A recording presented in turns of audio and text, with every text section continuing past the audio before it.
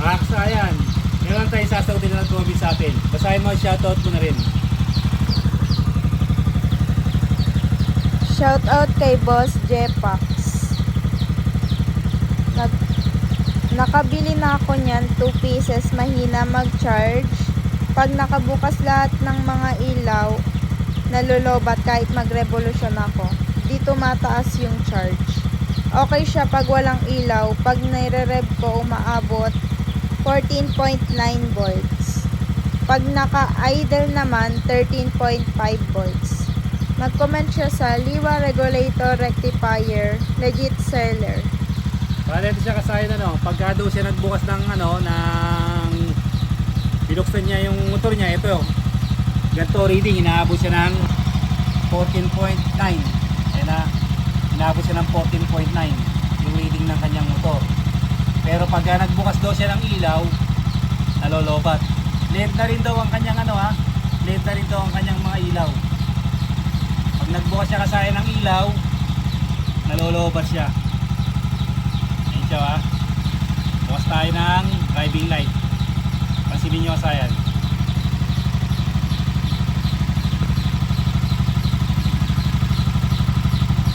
Hindi man tayo nalolobat, pero pansin nyo nagkukurap-kurap yung ilaw natin. Pakita mo yung ilaw natin na nagkukurap-kurap. Ayan siya Ang gamit natin, Liwa Regulator Rectifier. Marami na tayong inabit na Liwa Regulator Rectifier. Walang nagreklamo sa atin na mahina mag-charge yung ating kasi nakabili daw siya ng 2 piraso, mahina daw magkarga. Pero sa atin wala pa naman tayong bumabalik na mahina magkarga yung Liwa natin. Kasi kasayin ito katulad yan patayin natin yung driving light, patayin natin yung ilaw.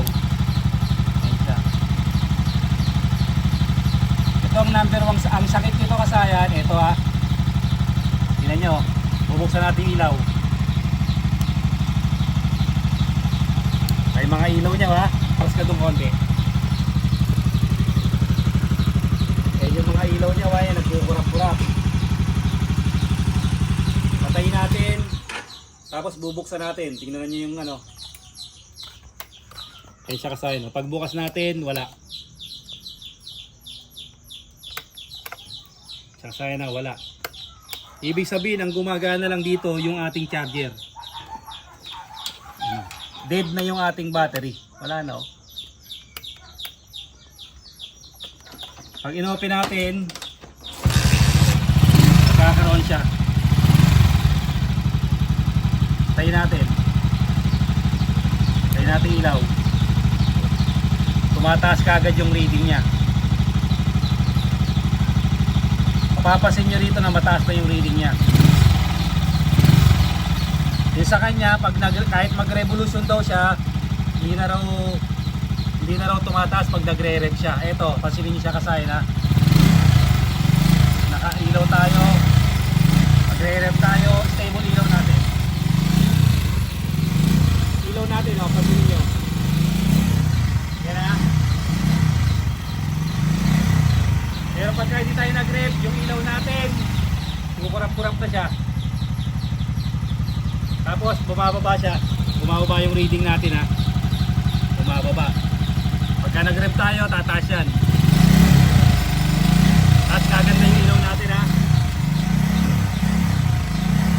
Pag hindi tayo nag-rev, papangit yung ilaw natin, magkukurap-kurap. Ang problema nito, battery. Palitin na yung ating battery.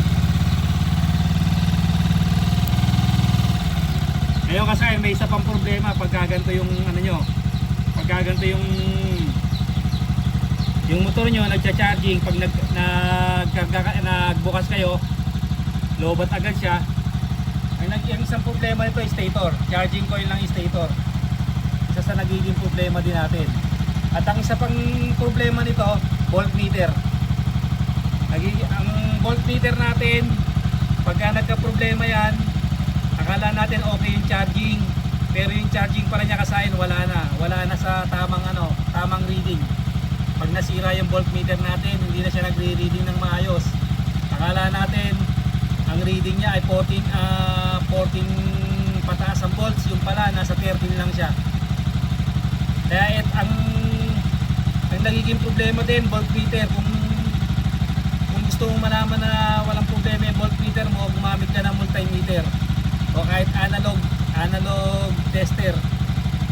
Mga multimeter na analog, pwede rin yun.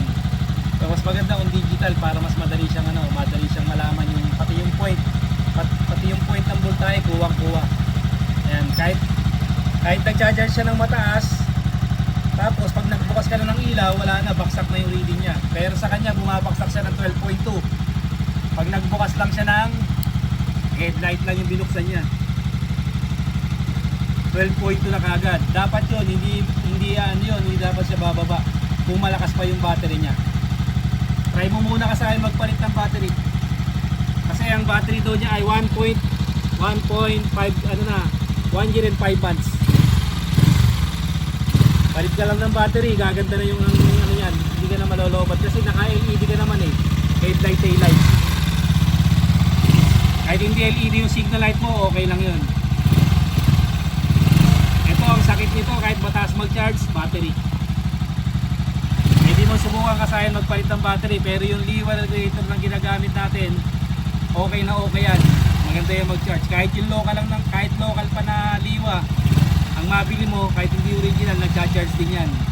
Hindi siya babaksak ng ganun na baksak agad yung reading. Kaya mas maganda kasi yung GY6, mas mataas siya mag-reading. Maabot siya ng 15 volts. Maabot siya ng 15 volts pataas. 15.2, 15, kadalasan niya 15.3. Lalo pag ang mga motor nyo ay YTX, CT125, Barako 175, yan nakita nyo nag-15 volts siya. Yan po yung ng liwa regulator rectifier. Ito ang problema nito, malakas mag-charge pero pag nagbukas ng ilaw, malolobat. Ang problema niya kasi ay battery. Hanggang dito na lang mga kasayan, salamat sa panonood.